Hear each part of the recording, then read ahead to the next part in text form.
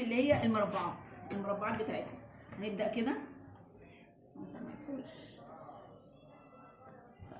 انا عايزه المربع بتاعي ده، تمام كده. هتني برضو نفس التانية دي كده، نفس التانية اللي انا تنيتها، ومن الناحيه المفتوحه هقوم داخله اطلع 15 او 20 سم، واخش حوالي 2 او 3 سم، وهنزل خط مستقيم كده. انا عندي المربع ده كده ودي كده حته صغيره، دي ال 3 سم اللي انا دخلتها، اللي هفتحها هتبقى 6 سم. بتاع ده صغير هطلعه صغير هنا كده. بسم الله.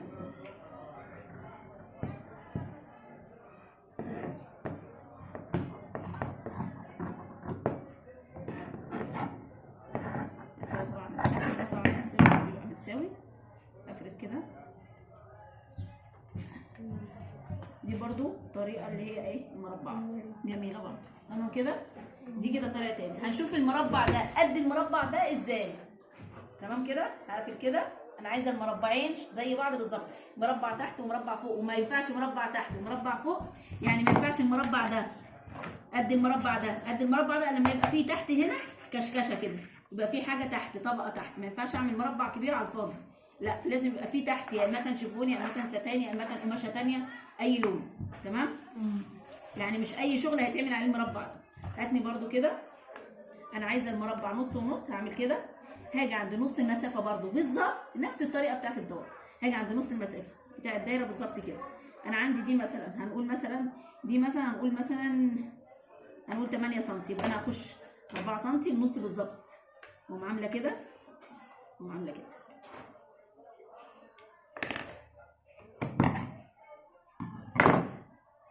مش مظبوط، ثواني. واقوم نازله كده عشان اخلي المربع ده قد المربع ده، بدل المربع ده قد المربع ده، يبقى اخش نص المسافه بالظبط.